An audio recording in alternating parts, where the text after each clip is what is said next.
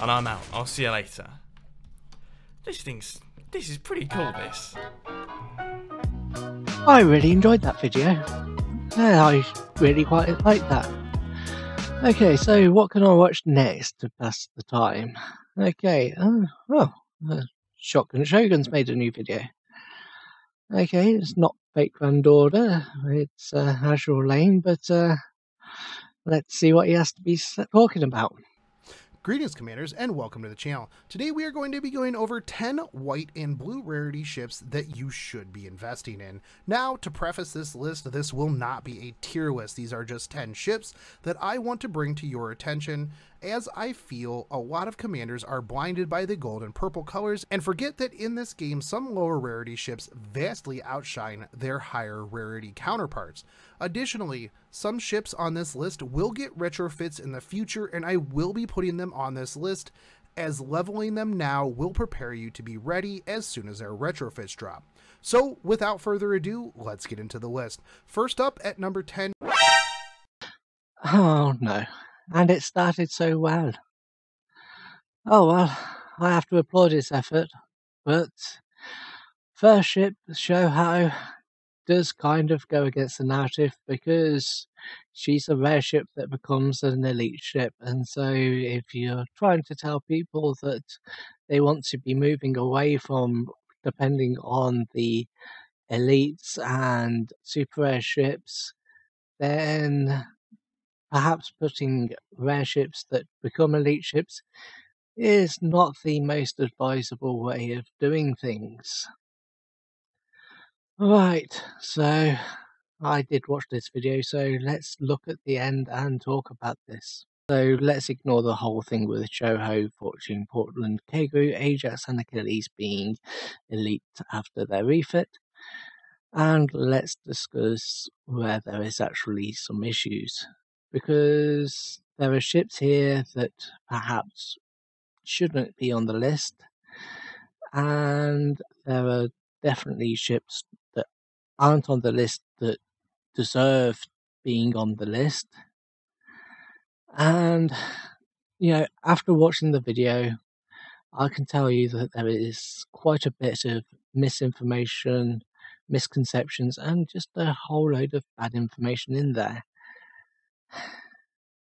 I can tell he tried, but yeah, I'm afraid I'm going to have to correct a bit of information here, so that means I'm going to have to do a proper response video.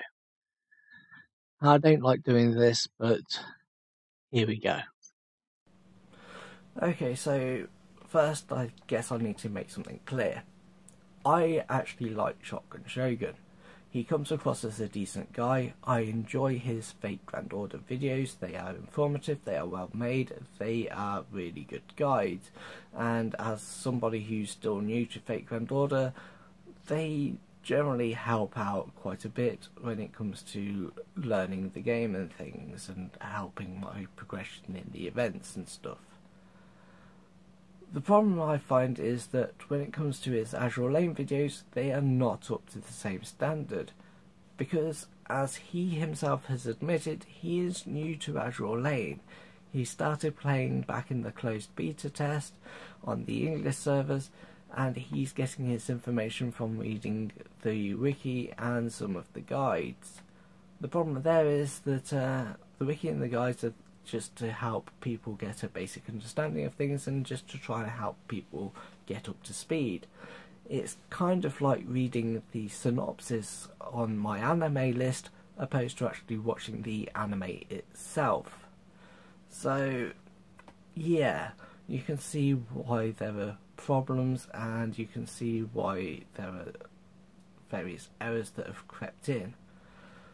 So this wouldn't have been an issue if he wasn't making videos and there aren't new players watching them and taking it as gospel, because he's getting, for some reason, bad information, or he's got the wrong end of the stick and he's running with it. And now new players are taking that information on board, and now we're having to try and set the record straight. So that's why I'm making this video. And if anybody says, well, why haven't you tried to make comments on his videos about it, we've done that. So yeah, let's get into it. First ship I want to talk about on this list is Fletcher. Fletcher is the bane of many commanders who are now on the English server because, well, she doesn't work. Or rather, the Fletcher fleet doesn't work. I need to make a video about the Fletcher fleet because it's a question that just keeps coming up time and time again, and it's one of those subjects that you really need to just go into in depth. So yeah, and many of us veterans are trying to push back on the whole idea of the Fletcher fleet because people are trying to promote the Fletcher fleet and push the Fletcher fleet because they've looked at it and think it's great. But consider that the Fletcher fleet is level 100 zero limit break on the Chinese server, but on the English server it's only level 70. That's a 30 level difference. They're not going to be doing the same thing. It's not even close to doing the same thing. You have to seriously lower your expectations in terms of what the Fletcher fleet can do on the English servers. If you want a farming fleet that can do the same stuff as the Fletcher fleet on the Chinese servers, you are best looking elsewhere and using the alternatives. This is why the Fletcher fleet isn't recommended and the alternatives are recommended. Because why would you use a Fletcher fleet when the alternatives are better? So talking of the alternatives, let's move on to Phoenix, because this is what's actually going to drive me really insane, because we have actually commented to him and told him, and I know he's read some of these replies and things about Phoenix being the alternative to the Fletcher fleet and how you would use Phoenix. The problem is that in this video he's telling people that you use Phoenix with Shoho, Arizona and Vestal. You don't. No. You might use that combination if you're on World 11, but World 11 isn't anywhere near the English servers, so you wouldn't use Phoenix with Shoho, Arizona and Vestal. So how would you actually use Phoenix on the English servers? You would use her with Yorktown. That's it. Just pair Phoenix up with Yorktown, and not only is she capable of doing all the content on the English servers, but you've got yourself a really good cheap farming fleet that is better than the Fletcher fleet. And yes, we've actually explained that to him previously, so yeah. So next issue I have is the way he's talked about Portland. He seems to be implying that you can use Portland as a tank without her refit. You can't do that. Portland may have a defensive skill, but it's not a tanking skill. She will help the tank in the fleet, but it doesn't mean she can tank herself. Yes, she's got medium armour. Yes, she's got decent health. Yes, she can tank World 1, but she cannot tank herself without the refit. She will get shredded. The only reason she can tank is when she's got her refit, she's had a huge boost in her evasion, and then if you give her evasion equipment like the Beaver badge, she's now got the evasion, the equivalent of a light cruiser, so now she can do evasion tanking. However, it's not widely used as she's not widely used as an evasion tank. It's just some people do use her as an evasion tank. A lot of people generally use her in position 3, where she is buffing the rest of the fleet in terms of the defensive buff, and she's got the nice position in slot 3 where she's giving you a nice bit of defense there. And you would have Cleveland in position 1, the tanking position, and Helena in position 2, so she's in the middle, and then Portland in position 3. So that's quite a powerful fleet. Portland is the best heavy cruiser when she gets a refit. Before then, you know, don't even try and use her as a tank. Then the next thing is, he said you can use her without Indianapolis. It's not that you can use her without Indianapolis, it's that you should use her without Indianapolis. It's definitely recommended that you drop Indianapolis because Indianapolis holds her back. Yes, she's got a skill that makes her more powerful when you pair her with Indianapolis, but Indianapolis is not the best heavy cruiser tank in the game. That is Prince Eugen. And heavy cruisers have issues, so, you know, Prince Eugen is not the best tank in the game. That is actually Cleveland. Because, well, evasion is king and heavy cruisers are slow. They have issues when torpedoes hit them, they take more damage. And, you know, there are just so many issues there with heavy cruisers. So it's not that you can use her without it, it's more that you should use her without her. So then we've got the second questionable choice on here. If Fletcher was a questionable choice and he's getting information wrong there, then the other questionable choice is Brooklyn, and we got some other questionable information because he said that Brooklyn is used in a gunboat farming fleet. There's no such thing as a gunboat farming fleet. If you want a gunboat farming fleet, you are using Phoenix. So gunboat farming fleets do not exist beyond Phoenix. She's all you need is a gunboat farming fleet. If you are building a gunboat fleet, then the only real gunboat fleet that you need to be building is the meme fleet. And obviously, as you know, that's Cleveland, Wichita, and Helena. And yeah, that is a meme fleet that is set in stone, because why would you break something that works so well? And where does Brooklyn fit into it? Well, Wichita is a collection ship, so until you've actually completed the collection and obtained Wichita, you use Brooklyn. So she's a stepping stone on your way to obtaining Wichita. And, you know, because she's a ship that you can get early on in the game, she's one of those ships that you can just obtain early on and use early on until you get a better ship anyway. So, yeah. Brooklyn isn't anything special. You use her for a little while and then you drop her. That's just how Brooklyn is. Okay.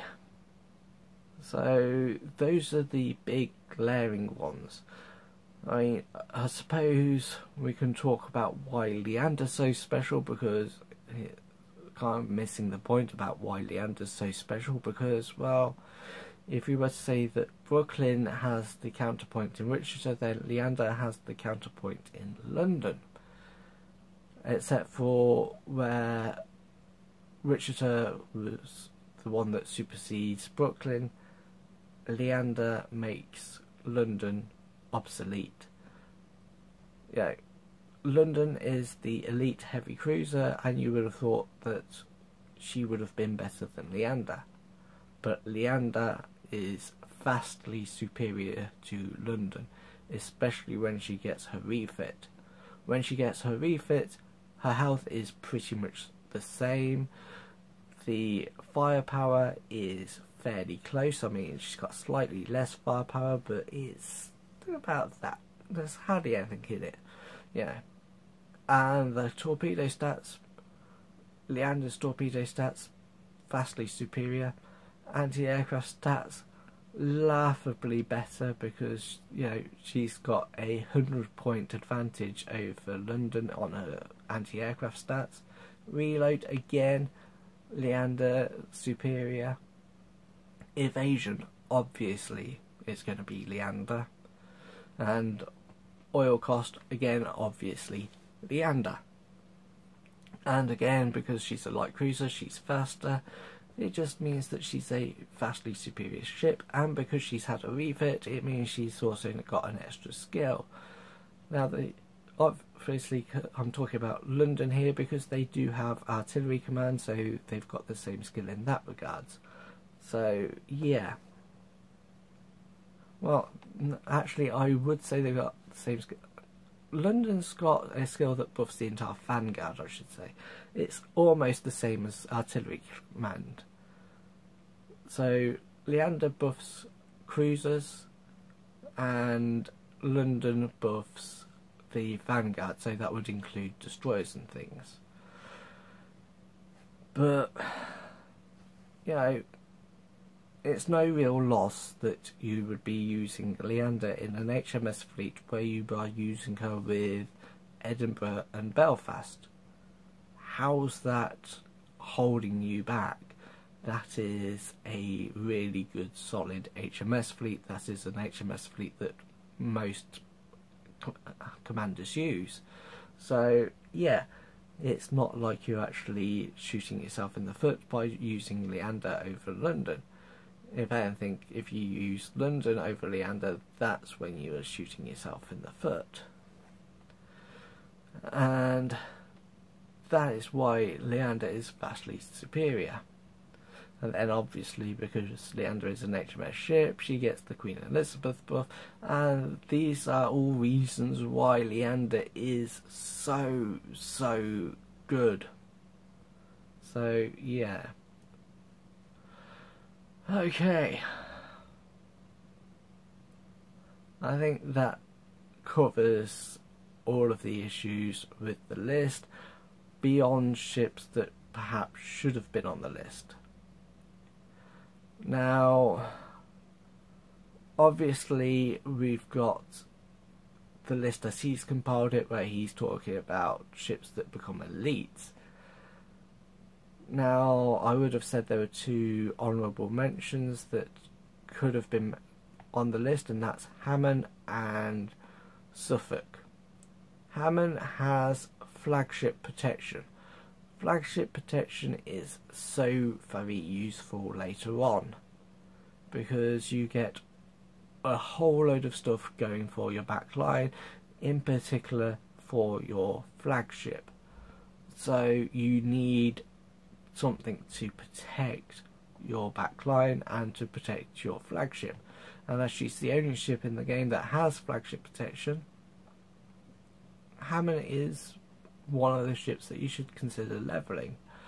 Otherwise, you know, you can just go with other ones like he's mentioned, Fortune, because Fortune, when she gets her refit, has the one that just protects the backline in general. Or you've got South Dakota and ships like that, but you know, South Dakota is a super airship and things. And there are some other ships that have the ability to just protect your main fleet, but there are only a small amount of ships that do that. So that's why Hammond is a ship that's really worth mentioning. Now, Suffolk is the best HMS offensive cruiser in the game.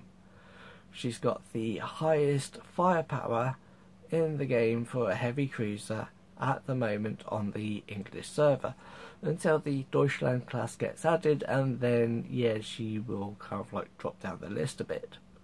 She's also got the highest torpedo stat for a heavy cruiser in the game. She's then got her skills, which will boost her firepower, That means that in terms of offensive capabilities, she is, as I said, the best heavy cruiser in the HMS fleet. And for hard modes on events, you are required at times to use a heavy cruiser, so she is definitely worth mentioning because any HMS commander will want her levelled and ready to use in those hard modes. Now, are there other ships that should get a mention? And yes, there are. If I was to look to remove some of these ships, then I could probably draw up a list. I don't do top 10s myself. I know people would be saying, hey, you know, it's easy for me to criticise his list. They would like to see me do better. I've said before, I don't do top 10s. I said it on a comment. I don't do top 10s because there's always a new meta, there's always the flavour of the month ship, there's always new ships coming out, and things always change. So, yeah, for that reason, I generally have stayed away from doing these kind of lists. And it's all about personal taste and personal opinion, and that's another reason why I don't hold much stead in the tier list, because you can use any ship whatsoever and it's all about personal opinion. I mean, on my San Diego video I did mention that you can use her if you like her, and people have commented that waifu is better than tier list and stuff, so you know, I do entirely agree with that one. So you can definitely use any ship that you want, but there are definitely some ships that should have got mentioned, such as Signet. If you've encountered Signet in PvP, you know why she should have been there. She is an absolute cockroach. She has insane evasion. She's just pretty much unkillable. So Signet is one of the ships that you need to look out for, and if you want to use the HMS evasion meme, Signet is the backbone of that fleet. Another PvP ship that is a rare ship that is the bane of many commanders when it comes to PvP is Junio, because when Junio dies she heals your entire fleet. Basically, she's responsible for many PvP troll fleets, because if you equip her with the Tears of Pearls, that means you're now getting a 35% heal. So just when you thought you defeated the fleet, Junio dies and they get their second win, they pop back up her health, and you have to do all that work all over again. It's not fun. Many people look to avoid any fleets in PvP that have Junio in them. Now, other ships worth mentioning, Cassin and Downs. They are a very good duo. Yes, they will have a refit later on, but you know, as they are now, you can use them and use them extremely effectively. They make a really good farming fleet. You max limit break them, get to level 100, pair them up with Yorktown, and you have a very good low cost farming fleet that will rival Phoenix and Yorktown, and is better than any Fletcher fleet that is running on the English server right now, because they can do far more than any Fletcher fleet can do on the English server. They can do the same stuff as the Fletcher fleet on the Chinese servers, because they have the same skill as Phoenix. They drop below certain much of their health and they will get a 25% heal. So they are extremely good low cost farming fleet. Yet another nail in the coffin for the Fletcher fleet. So Cassin and Downs, do not overlook them. Okay. So, next few choices are going to be a little bit more nuanced than things. Fuso and Yamashiro, these are really good battleships, and when they get refits, they do make them elites, but you don't actually turn them into elite hybrid carriers, because when they become the BBVs, they actually become worse ships. So yeah, you basically partially refit them, but you don't fully commit. So you keep them as rare ships, and at that point they are still really, really good battleships. So yeah, I would say that Leipzig is another ship that deserves a bit of a mention. She is the Ironblood light cruiser. She has a really nice skill in so far that it boosts the firepower, torpedo and reload of all cruisers by 10%. So it's not quite like Artillery Command, which only boosts firepower by 15%. So it's not 15%, it's 10%, and it boosts more things. So it's kind of a better skill, and it is a really, really nice one. And she is also invaluable later on if you were to want to get Rune. So when Rune eventually comes into the game and you wanted to grind the experience to obtain her, she's going to help out a lot.